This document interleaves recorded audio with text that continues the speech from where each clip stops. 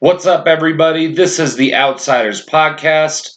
You are here with your boy, Mean Dean. Want to apologize to everybody that this review is late. I was outside. Oh, there's flies in here. Gotcha. Nope, didn't. I was out and about last night. Went to a concert. If you don't know, P-Dank, Spizzy Spose. It was awesome. But it's time to get back to work. Live that TOP life. I did want to give Spose a shout out. I don't know if you've heard about this guy. He is from Maine. He is a fair-skinned gentleman, and he tore the fucking house down, which was amazing. He has quite a few really good songs, but I did get to meet him. He did give me shit about being a Broncos fan. He said go Patriots, which we have had our fair share of discussion about. By fair share, I mean twice. Once on Facebook and once there. And by discussion, I mean non-existent because it was just a quick Patriots thing. But he was awesome. He was really cool. So I want to give a shout out to Spose from the TOP. Good luck on the rest of your tour. And give us a like, share, subscribe, whatever. That'd be really cool. So this is from yesterday's or last night's Smackdown, depending on what time zone you're in. It was a fairly bland show. As you could tell by my excitement, super excited about the whole thing. Show starts off, AJ Styles comes out. He did win the U.S. title at a house show at Madison Square Garden, which they do every now and then. They've changed world titles at MSG at house shows, so it's bound to happen, but it was really cool to see AJ win the U.S. title. I'd like to see him go Grand Slam at some point in WWE. I'm sure he'll make a jump to Raw, but you got to figure AJ's starting to get up there in age, but he doesn't act like it. It's not like he's slowing down. He's not slowing down, but it'd be cool to see him go Grand Slam and get all the titles. And then I started to think about it because AJ was cutting a promo saying that the last big name that had it was one who wanted to defend it all the time as somewhat of an open challenge like John Cena did, which he was referring to, and said he wanted to bring back the open challenge, which I thought was really cool. And I started to think, I was like, man, since when did WCW's carried over belt, the United States title, now hold more prestige than WWE's Intercontinental title? Thought that was pretty interesting. And I think when me and the boys, Tommy, Guns, and JG get back in the booth, I think we're going to, I want to discuss that at great length because we have said it a few times, what would bring the prestige back to the Intercontinental title, and it's hard to answer that. It's really hard, so I guess we'll have to figure it out. So AJ starts the open challenge. The first person who comes out naturally would be John Cena. So it looks like they're about to fight, which I actually got really excited about. I thought they've had some decent matches in the past. And then they get ready to start, and all of a sudden KO comes out, which I'm a huge KO fan. And then they start, I don't know, something about Cena, man. I'm just not into him anymore. Like, I'm sorry. I hate going back to watch him do the Thuganomics thing, which I'm not saying he should wear a chain and long jean shorts anymore. All I'm saying is is there was a certain attitude about him that really carried with other people, and it's been so long since people have seen that, and sometimes it comes out, but it doesn't. And to hear him say to Kevin Owens that I'll run through you, AJ Styles, I'll run through you, it's like, come on, dude, like, really? Like, if you're trying to get these guys over, you're doing a pretty piss poor job of it. This is my opinion. So they don't even get the match started. Him and KO are jabbering. Then Rusev interferes. Then KO gets a shot in on AJ. So they're both rolling around. Immediately, I smell tag team match. Naturally, that's what happened. But so there was no real actual match. But then they start going to their promos about, all right, we're promoting Jinder versus Ty Dillinger. We're promoting Baron Corbin versus Shinsuke. So they promoted a few, which I was actually very excited for. And at the end of this review, I'll get to my point on why I rated it the way I did. But I think throughout the discussion, you will understand why I did. So the second match of the night, technically, considering the first wasn't a match, was Jinder versus Ty Dillinger. And I was really excited because there are certain times where these underdog stories really work, even if they're not promoted heavily. And this was a perfect one because Jinder's at the top of his game and at the top of the WWE. And Ty Dillinger is just not. I mean, he's a good wrestler. He's really good. So the match lasted all about, 3 minutes maybe. It was really, really short. There was really no offense from Ty. It was very much a dominant performance from Jinder.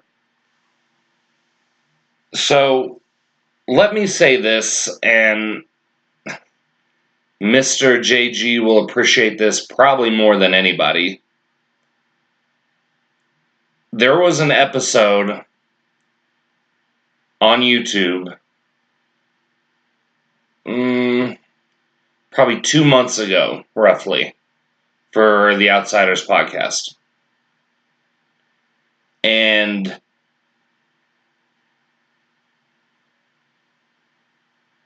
JG did nothing but promote Jinder Mahal, and it was starting to piss me off because I felt like out of all of us, out of the TOP family, we all understand the reasonings why we're feeling the way we feel, why we go for the guys we go for, and he just wasn't hearing my opinions on Jinder.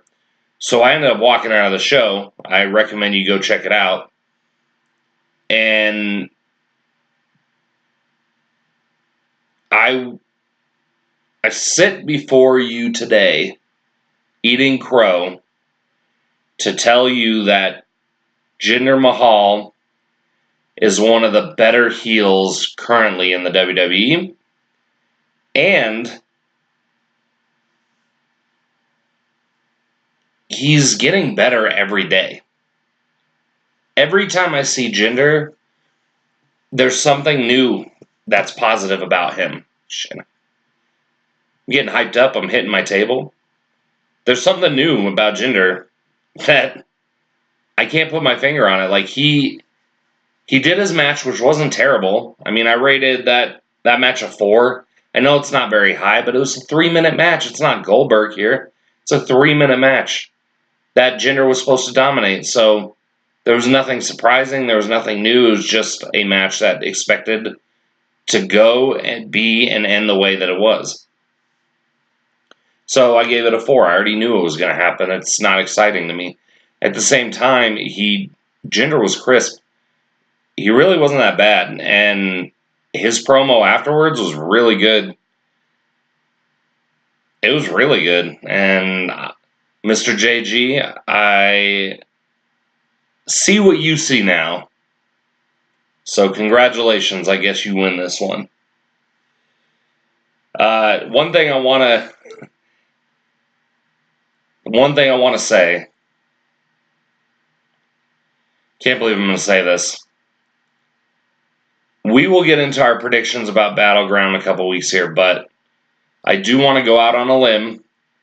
And we always have those, when the football season starts, we always have the crazy predictions of the season or whatever. My crazy prediction for the rest of the year is that Jinder Mahal will be WWE champion at the close of the year. Let that sink in for a minute. That's what I said. Jinder Mahal, champion for the rest of the year. Nobody's going to beat him. And the one person that's going to beat him in 2018, Sami motherfucking Zayn. That's who's going to beat him. The third match, Xavier Woods versus Jey Uso. Again, a very, very, very short match. Not very exciting. I'm over this whole storyline. I mean, for real. I'm super over it. Again, though, I'm not trying to promote all of our old shows, but you need to go back and listen to some of this stuff because we had talked, and some of my big names that I want to start winning championships, one of them is Xavier Woods. And it's because I know what he can do as Consequences Creed in TNA. And he is an amazing athlete, and he's exciting to watch in the ring, and he just doesn't get that recognition in WWE. I'm glad that they're giving him more, but like, how is he satisfied? He's in one match every few months.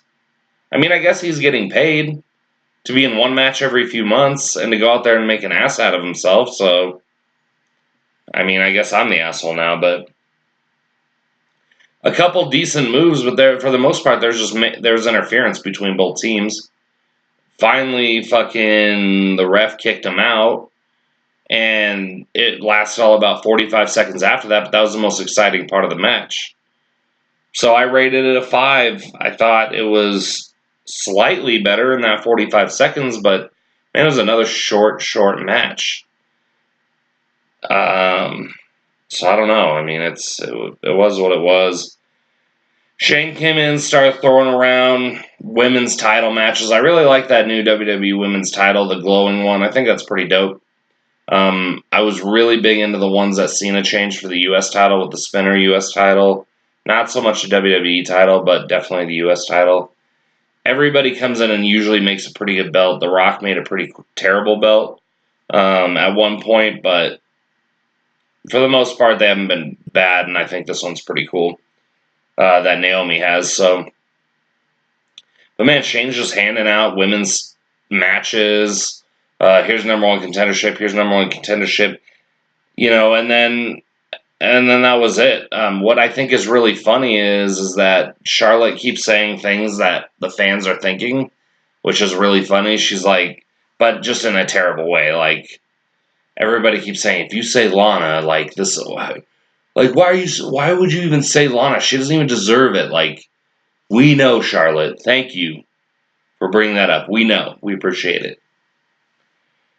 Match 4. I know I'm blowing through this, but honestly, this is about as fast as the show went. Match 4, Shinsuke versus Baron Corbin. Immediately, I'm thinking, why is this match on Smackdown? Clearly, they're heading towards a rivalry, a heated one, and you're doing it for free on TV. It should be pay-per-view. It should be Battleground or something.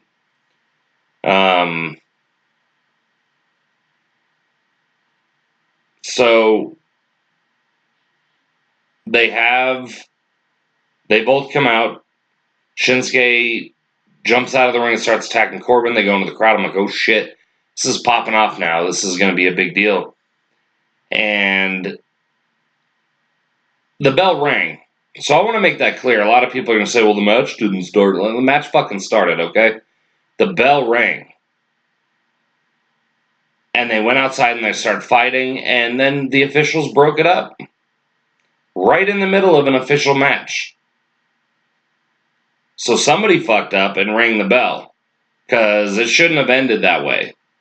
So basically, they both got counted out or something. But the match was official. It was happening. Then all of a sudden, guys came out and broke him up. And then Corbin just leaves. Like, okay, I guess let's go on a pay-per-view. I mean, I don't know. So that match lasted all of about 30 seconds. Match 5, Becky Lynch and Charlotte Flair versus Tamina and Natalya. Gotta say, this match was made on the fly. I wasn't very excited about it.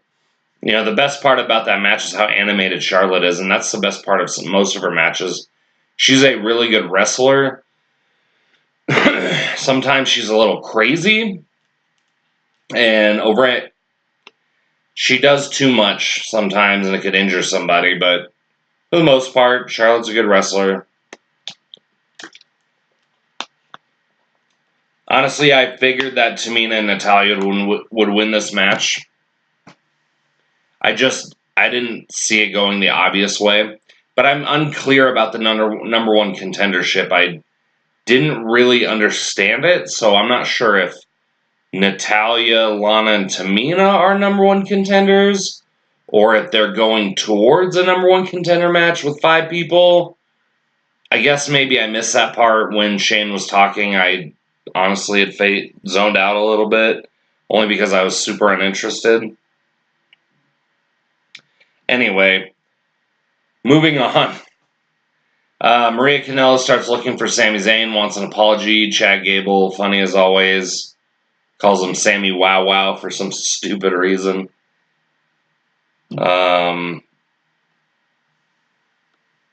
Sammy shows up after the commercial and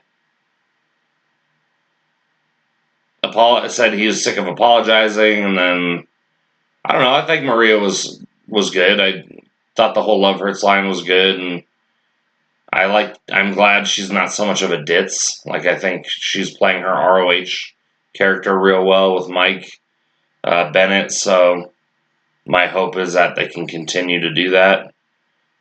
I don't know. There's nothing much more I could say. They did finally announce Nakamura and Corbin for Battleground. So that's good. I'm excited for that match. I think it'll be a good match. I'm predicting it's going to be a 6 or a 7 out of 10. So if it started as heated as it did, and I really think if they want to up the ante, let's put up the Money in the Bank briefcase. There you go, WWE.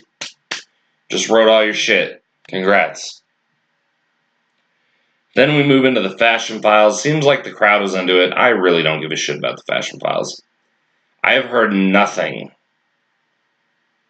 but how talented Tyler Breeze and Fandango are in the ring. Literally, that's all I've heard about them. And literally all I hear is, but they're not getting the push they need. Like, yo, these 2 dudes are putting on skimpy male cop outfits or ranger outfits or whatever. That's their shtick. You're not being pushed to the top with that. I'm telling you that right now.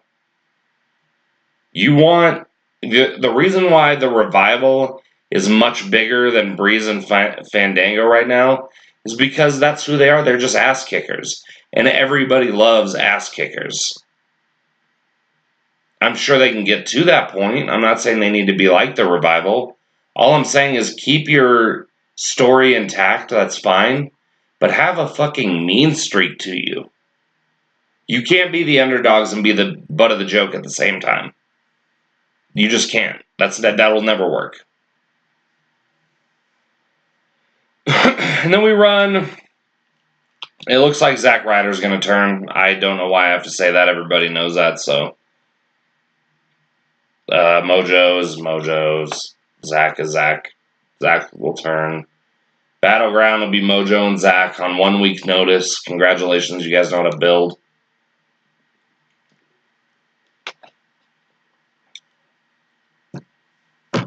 Last match, KO and Rusev versus Cena and AJ. It was about as good as I thought it would be, more or less. Probably less. I rated it a 5 out of 10. It could have been better. It could have brought the house down. Here's the problem. Every match on this card on the card for Smackdown last night was about it. None of them went over like 4 minutes. This one did. This one was like about 6 or 7 minutes probably, without commercial. And that just sucks because you have it's great you have a 2-hour show, but the problem with the 2-hour shows don't fit the same amount of content in that Raw has on a 2-hour show when they have a 3-hour show. SmackDown, I will tell you right now, based on my notes, SmackDown always has more matches than Raw, which is great, but my problem is that SmackDown needs to utilize those matches to their fullest potential. So let's have, instead of 6 matches, let's do 4. Let's space them apart appropriately and make sure they bring the house down. Again, I am here all day, WWE. You just have to send me a check from now on. I can do this. JG can do this. Tommy can do this. Anybody can. My fucking 8-year-old son can do this. Cambo Slice, also part of the TOP family. My kiddo can book your shit better than you can. Anyway, whatever. At the end of the match, AJ, Cena face off. Cena has a match on Sunday, so I don't know what they're doing. Unless they decide to pull the Rusev match into SmackDown next week and do AJ and Cena at Battleground, or AJ and Cena next week. I don't know. So, something to consider. I'm really not looking too much forward to Battleground. I am looking forward to the Punjabi prison match. I'm looking forward to Baron Corbin and Shinsuke. And I'm looking forward to some sort of title change for the women's title. Don't get me wrong, I like Naomi. She's just not champion enough. I hate to say that. I'm glad that a minority is holding the belt, because it's been a really long time since a woman minority has held that belt. But if she's around, she's like, don't even talk to me about this. Like, it's like, get your shit together. If you're going to be a face, be a face. And pander. If you're going to be heel and hate. Like, just pick one. Overall, I will give this a 5. No match exceeded 5. There's too much content pushed in it. All the outside shit outside of the matches weren't very good. The matches weren't very good, but it still progressed in the storyline, if that makes sense. What SmackDown is trying to accomplish. Well, it's probably one of the shortest reviews I've ever done. So, just a reminder before I let you guys go. The Outsiders Podcast is at ClickPod. Sorry, it's at ClickPod on Twitter. The Outsiders Podcast on Facebook. We are also clickpod.podomatic.com. We are on Spreaker. We are on Podbean. We are on Patreon. We are on iTunes. We are on YouTube. Go give us a like, share, subscribe, follow, high five, whatever. If you can do it, do it. Because before you know it, your boys are going to be number 1 up in this motherfucker. TOP for motherfucking life.